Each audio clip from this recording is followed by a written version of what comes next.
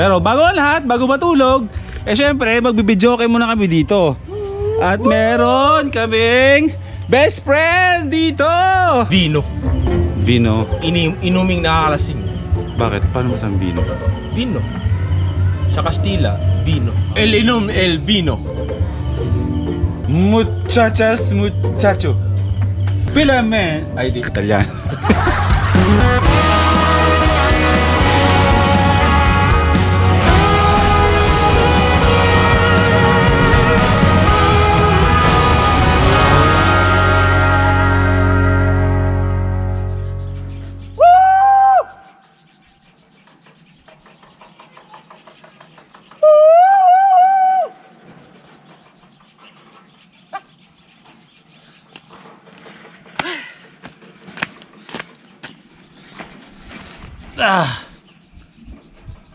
Welcome back to another episode mga first timers. Andito pa rin tayo. Syempre sa saan nga ba to? Nakalimutan ko. Ito, andito tayo ngayon sa Malaangan. Malaangan Cave and River. Pero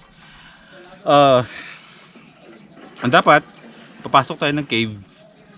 Pero alanganing oras na. Palubog na yung araw. Hindi tayo makapasok ng cave. Pero gusto ko lang makita yung exit tsaka yung entrance ng cave. Okay? At isa pa, wala tayong flashlight. May nakita akong flashlight dito. Pero maliban sa hindi naman siya gumagana, hindi ito ang flashlight para pumasok sa cave. Kasi meron talagang flashlight para sa mga ganun. Yung ordinary flashlight, kapag nasa loob ka ng cave, halos walang maibigay na liwanag yun. Trivia lang naman. Napasok na kasi ako sa ibang cave eh. Okay? Life is good mga first timers. Welcome back. Tuloy ang adventures natin dito sa Malaangan. Saan sila?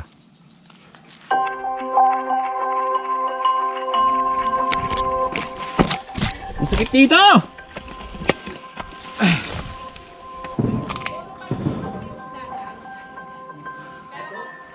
Andiyan na.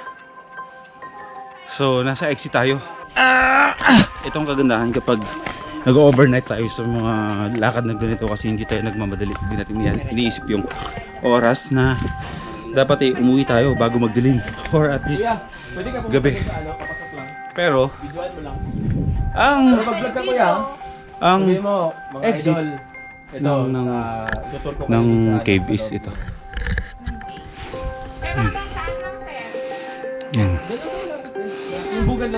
Medyo pahirapan daw pumasok dyan kasi nga may mga part dyan na maputik na nangangalahati, halos umabot sa tuhod mo. May mga part na kailangan mong gumapang.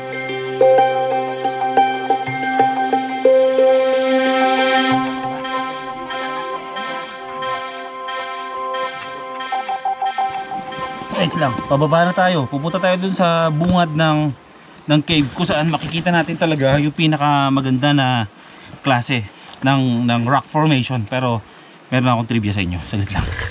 Bago tayo tumuloy sa baba, nakikita niyo itong maliit na falls na yan. Itong river na yan, papunta yan doon mismo sa baba kung saan yung pinakamalaking pwedeng pagliguan dito sa Malaangan River. Pero alam niyo ba na dito lang lahat nagsisimula yan? Bundok to, di ba? Pero ang ibig sabihin niyan, ang galing, di ba? Ang ibig sabihin niyan mga first timers, spring. In Tagalog, bukal. Di ba? Nakaka-amaze.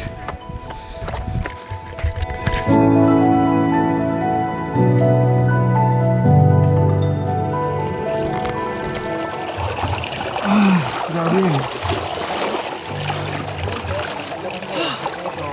Fresh water from the mountains. Sarap.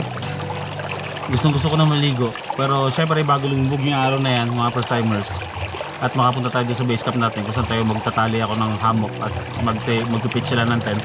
Doon maligo na kami. Pero ligo na ako.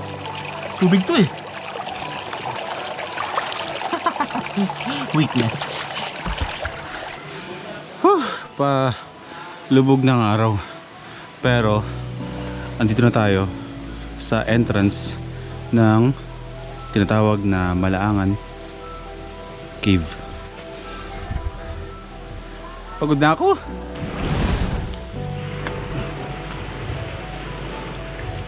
Grabe!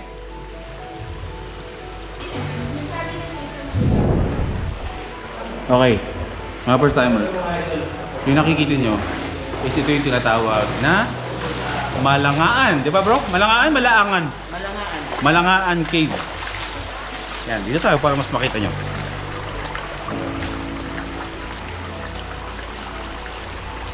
Amazing, di ba?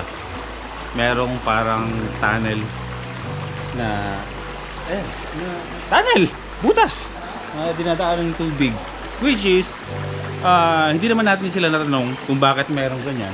Pero isa lang ang dahilan yan mga first timers. Kasi, kaya nagkaroon ng tunnel yan is kagagawan lang din yan ng tubig na dumadaloy. Kaya nagkaroon ng formation nila parang tunnel. Pero, sabi ni Kuya kanina, hindi naman daw sobrang haba yan.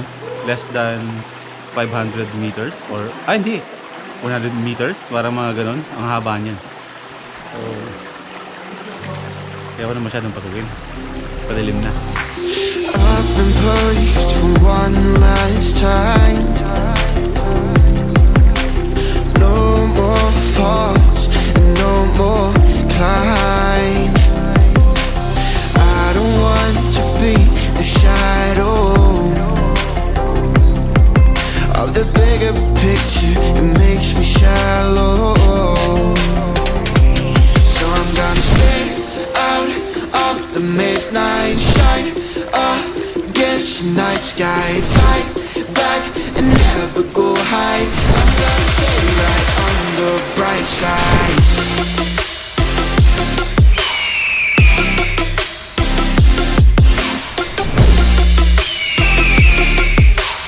I'm gonna stay right on the bright side. Ganito po talaga ang buhay namin. Masarap na pakinggan, travel vlogger. Oh, ba't kulay blong Pero pag kumakain po kami, tuwing maalis kami, Ewan ko. Di ba wala tayo pa? yaw lang, tipid-tipid mode lang. Ito ang susoy natin. Yan talaga. Dito tayo matutulog ngayon sa hammock. Shout out sa Sierra Madre Hammock. Ang Sierra Madre Hammock mga first timers ay isang Filipino brand na kung saan isa lang din ang may-ari nung Tropic sandals na ginagamit natin. Tsaka yung backpack ko na Tenzing 50. So ito binigay din nila sa atin to para magamit natin para sa mga ganitong klaseng mga activities natin o biyahe. Ang gustong gusto ko sa hammock na to mga first timers, napakadali niyang ikabit. Yung hook na yung mga first timers, sobrang tibay niyan, sobrang bigat ng kaya niyang buhatin yan. Ito ay made from Thailand pa, na pinasadya talaga ng Sierra Madre Hammocks para dito sa duyan na to. So, dalawang tao kasi dyan, susubukan natin matulog yung gabi dyan. Pero bago ang lahat, bago matulog, syempre magbibidyoke muna kami dito. At meron kaming best friend dito! Vino. Vino. Inuming nakakalasing. Bakit? Paano masang Vino? Vino. Sa Kastila, vino. El vino. Muchachas, muchacho. Pilame. Ay, di Italiano. Everything's gonna be alright. Everything's gonna be alright. If there's anything you need, get it forever and ever. Tomorrow, get it forever with you. Oh, tuloy pa rin ang awit ng buhay ko. Pagkatuloy pa rin. Kung ayaw mo sa'kin ay sabakyo ka. Naiinis ako isipin na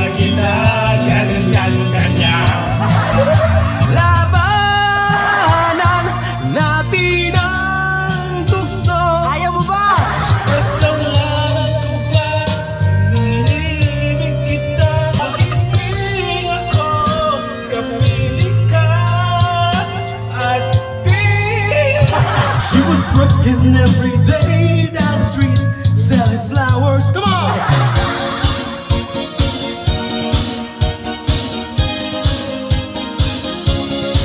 And this time tomorrow, carry on, carry on. Kung saan may tindahan, mapapagbilhan nitong produkto. Nandito na, papakulong. Loving you is all that I can do. No one can take it away from me. Nobody but you.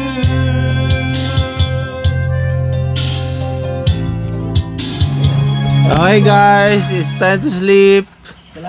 Tomorrow is another day. Bro, pera mo.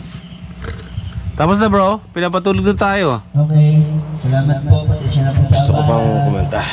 Good night po. Nabitin ako. Gusto ko pa. Ayaw ko pa matulog. Alas 12 na madaling araw mga first timers. Kailangan namin matulog. See you tomorrow. Tomorrow is another day. Good night. Good night everyone.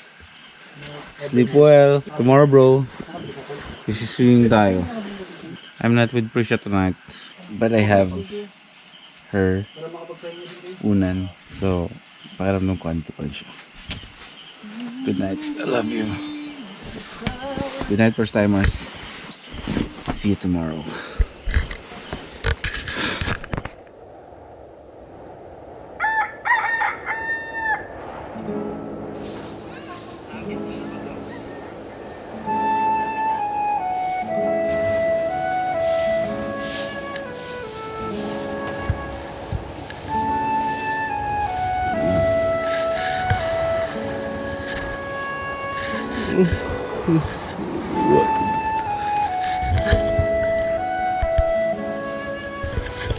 Morning bro. Nag-concert tayo kagabi ah.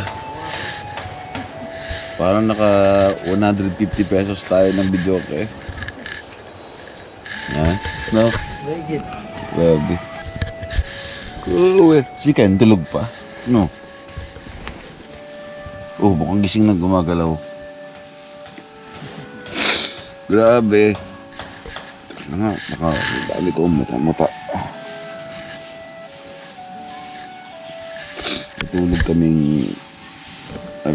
Tulog akong pawis-pawis.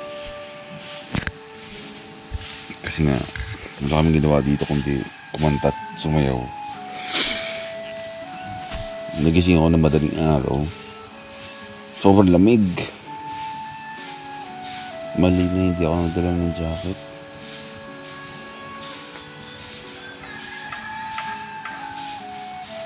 Morning mga first timers.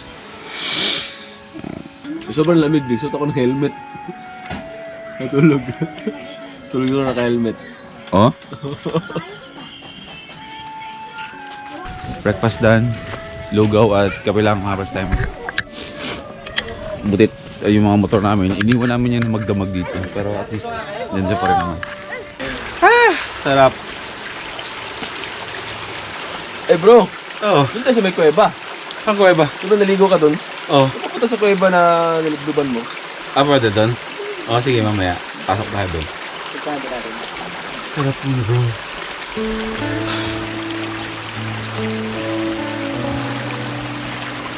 Wala tayong ibang gagawin yung pagbiyang masaya. Kanina pagising namin, hindi pa maganda yung panahon eh. Pero unti-unti, may liwanag na yung araw.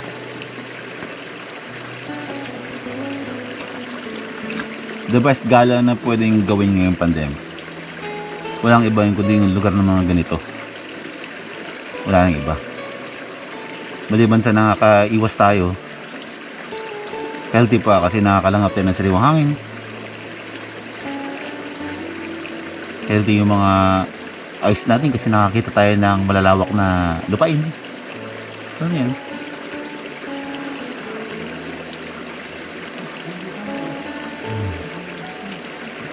Gusto ko talagang tubig.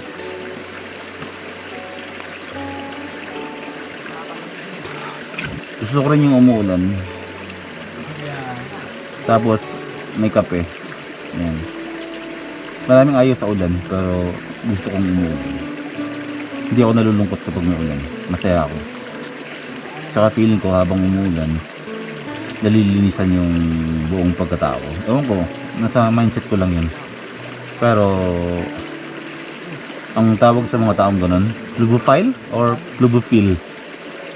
Yan yung mga klaseng taong ganun na nagkakaroon, nakakakuha ng comfort and satisfaction sa pamamagitan ng ulan. Ako yun.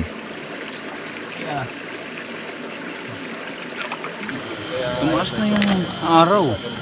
Gumanda na yung panahon. Mga first timers, andito tayo mismo sa Malangaan River, kung saan ito talaga yung lugar kung saan dinadayo. Isa amin pinagpapahingahan ng mga nagbabike, mga nag-rides ng motor.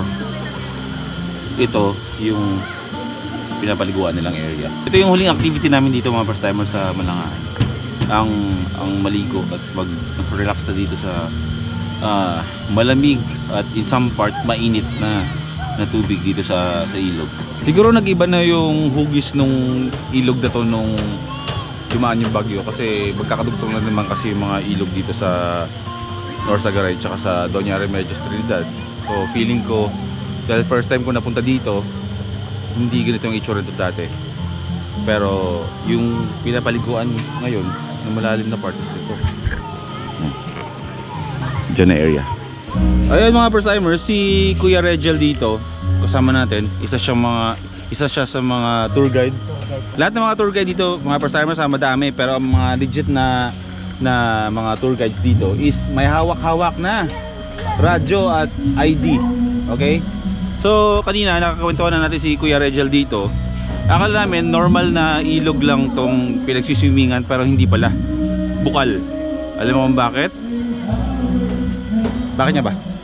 Kumukulo may tubig. Ewan ko kung nakita nyo pero mas maganda babain natin. Buhangin eh. Buhangin po yan, buhangin. Sige, tandaan lang ako. Maangat na po yan, angat. Oh bro! Dive na yan. Yung mga bata kayang dumag, guys, oh. Diyan ko. Huwag na. This is not my game. Hindi, charot lang. Nanawagan po kami sa lahat ng mga naliligo. Please lang po, sa lahat ng mga naliligo, huwag kayong aahon na hindi kayo nagsasabon. Maraming salamat po. Ano ka po dito, kuya? Anong niyo po dito sa Parang lifeguard po. Lifeguard kayo. First time tayo gumamit dito. So, dito na tayo. Total, nasa huli na tayong part ng vlog natin. Mag-ending na tayo. Kuya, anong pangalan niyo po? Folding? Alam mo, anong last name nyo? Bike. Folding bike.